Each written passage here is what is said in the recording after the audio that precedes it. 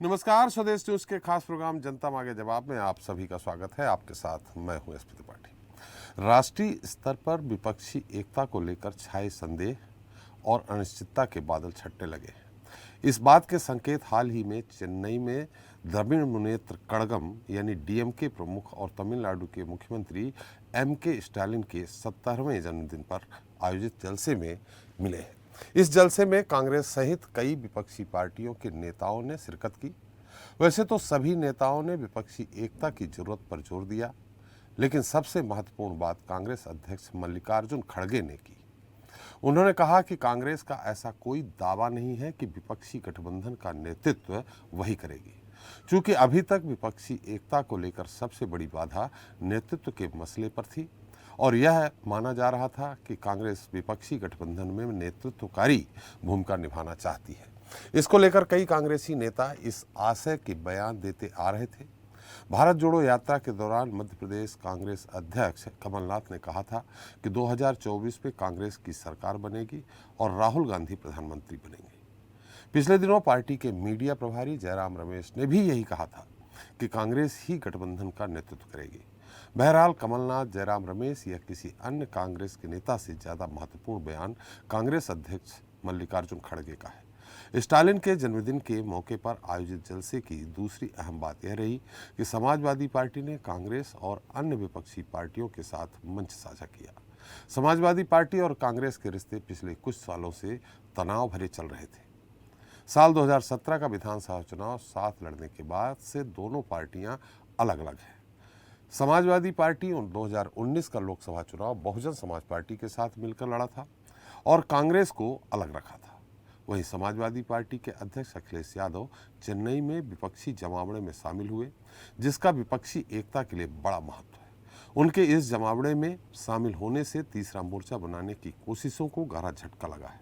बताया जा रहा है कि अखिलेश अब तीसरे मोर्चे की बजाय दूसरे मोर्चे में शामिल होने पर राजी हो गए हैं।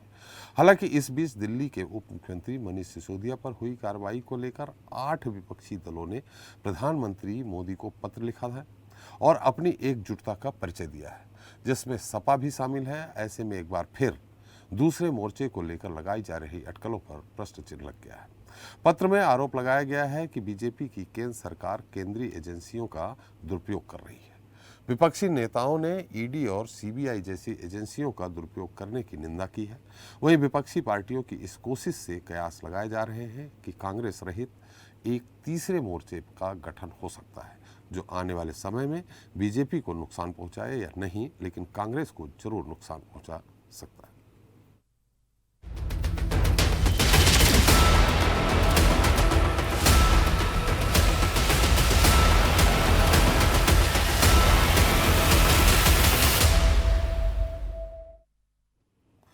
तो इसे भाजपा के खिलाफ तीसरे मोर्चे के गठन की सुगबुगाहट कह ले या बृहद विपक्षी गठबंधन की कवायद। सीबीआई और ईडी के खिलाफ विपक्ष के नेताओं ने प्रधानमंत्री नरेंद्र मोदी को पत्र लिखकर सीबीआई और ईडी का गलत इस्तेमाल होने का आरोप लगाया है। विपक्ष ने कहा है कि इन कार्रवाइयों से जांच एजेंसियों की साख खराब हो रही है। विपक्ष के नेताओं ने लगातार गैर बीजेपी सियासी दलों पर कांग्रेस जांच एजेंसियों की कार्रवाई को कटघरे में खड़ा किया है। अभी पिछले दिनों रायपुर में संपन्न कांग्रेस अधिवेशन में देश की चोटी के वकील में शुमार कांग्रेस के वरिष्ठ नेता अभिषेक मनु सिंघवी ने विपक्षी दलों का आह्वान किया था कि सभी लाइक माइंडेड दलों का संवैधानिक गठबंधन बाद में आकार लेगा, लेकिन पहले चरण में समान विचारधारा वाले दल सरकारी एजेंसियों के दुरुपयोग के खिलाफ सामूहिक रूप से हल्ला बोल करें और हल्ला न होने पर न्यायपालिका के सामने अपनी आवाज उठाएं। इसकी शुरुआत 8 दलों के पत्र से हो चुकी है। पत्र का असर सत्ता पक्ष और मौजूदा राजनीति में कितना पड़ेगा, इस पर चर्चा करेंगे, लेकिन उसके पहले देख लेते हैं हमारी एक खास रिपोर्ट। प्रधानमंत्री नरेंद्र मोदी के सामने कितने मोर्चे बन रहे हैं और कितनों के समीकरण बिगड़ रहे हैं। कौन एकला चलो की रणनीति अपनाएगा और कौन किसके साथ जाएगा।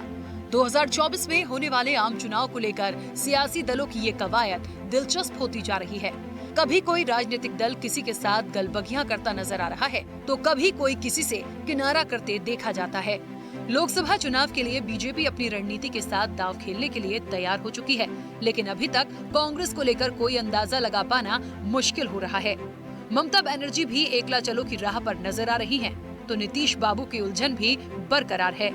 तीसरे मोर्चे में अरविंद केजरीवाल भी किसके साथ होंगे कहा नहीं जा सकता। तीसरे मोर्चे को लेकर अन्य दलों की राजनीतिक खींचतान भी किसी से छिपी नहीं है। ऐसे में सबसे बड़ा सवाल यही है कि क्या तीसरा मोर्चा कांग्रेस से अलग होकर बनेगा। हालांकि राहुल गांधी ने भारत जोड़ो यात्रा निकालकर और हाल ही में छत्तीसगढ़ में महाधिवेशन कर अपने नेताओं और कार्यकर्ताओं में जान फूंकने की कोशिश की है। ऐसे में माना जा रहा है कि कांग्रेस अपने दम पर 2024 की राह पर आगे बढ़ेगी।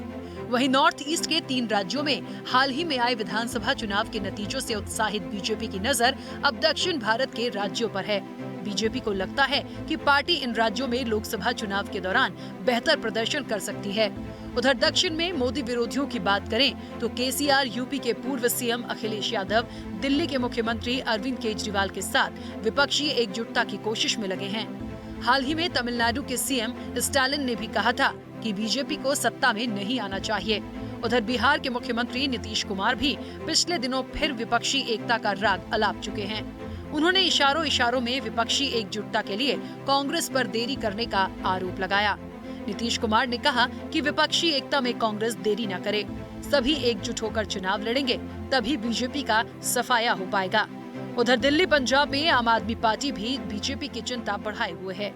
अब सवाल यही है कि क्या 2024 के लोकसभा चुनाव में बीजेपी से मुकाबला करने के लिए समान विचारधारा वाले राजनीतिक दल लामबंद होकर गठबंधन करेंगे, और यदि गठबंधन करते हैं तो तीसरा मोर्चा किसकी ताकत बनेगा और किसकी कमजोरी, ये तो आने वाला वक्त ही बताएगा।